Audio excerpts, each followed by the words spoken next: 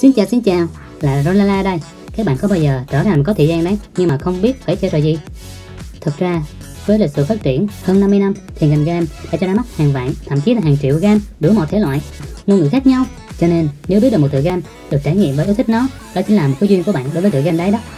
Do đó, để mai mốt cho các bạn với những tựa game hay ho bất kỳ, Ron sẽ ra mắt một series đặc biệt, đó chính là duyên game.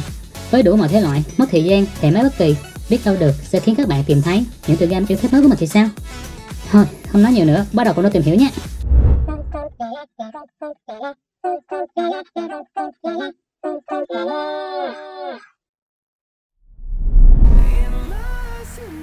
Sau đây, ở tập 5 của Duyên Game, Ron xin giới thiệu với mọi người một tựa game có tên là Broken to Impossible Rumble, là một tựa game thể loại bắn máy bay và thể loại shoot 'em up, được phát triển bởi Banpresto và được phát hành cho PlayStation 1 của Sony và Saturn của Sega vào ngày 29 tháng 11 năm 1996.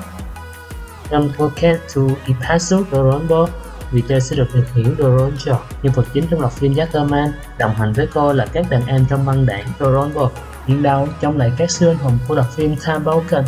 Nên các bạn có thể hiểu là chúng ta đã được điều khiển các nhân vật phản diện của một loạt phim. Khá thú vị phải không nào? Broken to Impossible Rumble có 8 giai đoạn liên quan đến Doronjo và đồng bọn. Mỗi màn chơi, chúng ta sẽ gặp một mini boss và một boss chính ở cuối màn là một siêu anh hùng nào đó. Ở đầu mỗi màn chơi, người chơi có quyền kết nối với một trong 6 cỗ máy chiến đấu. Mỗi loại có các chỉ số khác nhau dựa trên sức tấn công, phòng thủ và tốc độ. Khi chúng ta hoàn thành một nửa cốt truyện của game, chúng ta sẽ được mở khóa thêm 3 cỗ máy nữa. Khi người chơi đã lựa chọn, họ sẽ gắn liền với cỗ máy đó trong suốt màn chơi. Ngoài ra, người chơi không thể sử dụng một cỗ máy 2 lần liên tiếp do yêu cầu bảo dưỡng, sửa chữa sau mỗi màn chơi. Tương tự như các trò chơi bắn súng khác, người chơi có thể nâng cấp vũ khí của xe lên cấp 4 thông qua việc hấp thụ sức mạnh dưới dạng biểu tượng Doronjo. Tuy nhiên, lúc người chơi tiếp xúc với biểu tượng Jackerman thì cấp độ cỗ máy của họ sẽ bị xuống cấp. Có một số chiếc xe bán tải khác có thể lấy được, chẳng hạn như những chiếc xe có thể phục hồi giáp của người chơi, cho thêm mạng sống, cho Fast Turbo. Người chơi sẽ được di chuyển nhanh hơn nhiều trong một khoảng thời gian ngắn.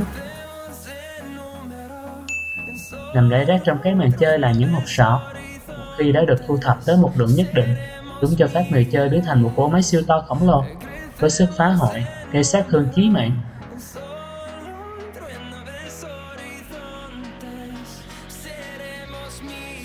Người chơi cũng có quyền ném những quả bom vào kẻ địch, nhưng mỗi quả bom đều cần thời gian để nạp lại trước khi ném.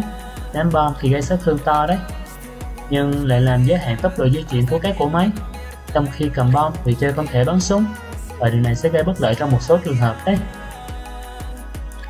Nếu người chơi mất hết lắp giáp và băng đạn Doronjo sẽ văng ra từ cỗ máy.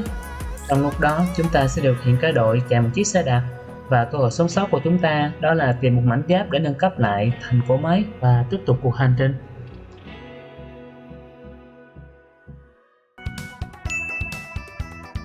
Âm thanh của game mang đậm âm hưởng của các bản nhạc thập niên 80, đầy sập sình và thú vị. Các dòng reaction theo hoàn cảnh của các nhân vật được làm hơi over một chút như những bộ phim hoặc hình anime, nhưng nó lại mang lại một cảm giác thật đặc biệt và thú vị. Đôi khi chúng ta bị bỏ mạng mà lại không thấy bật tức chút nào vì những cái giọng la ó hài hước của dàn nhân vật chính. Hình ảnh của game được trau chuốt và rõ ràng, không như nhiều tựa game bắn máy bay gây rối mắt. Với các thiết kế màn chơi, nhân vật đầy tính anime thì tựa game mang lại một trải nghiệm khá lôi cuốn và dễ chịu. Với Broken Impossible Rumble, chúng ta có thể chơi 2 người, mang lại trải nghiệm thú vị cho mình và bạn bè, và tựa game mang lại giá trị chơi lại cao. Không giống như ngày xưa chỉ có thể chơi trên PS1 hay Saturn, thì hiện nay chúng ta đã có thể trải nghiệm tựa game trên các giải lập máy tính, console, các hệ máy handle hay cả trên những điện thoại smartphone. Nếu các bạn có những trải nghiệm thú vị hoặc đáng nhớ về tựa game thì hãy comment ở dưới kể cho Ron biết nhé. Tôi mong chờ những comment thú vị từ các bạn đấy.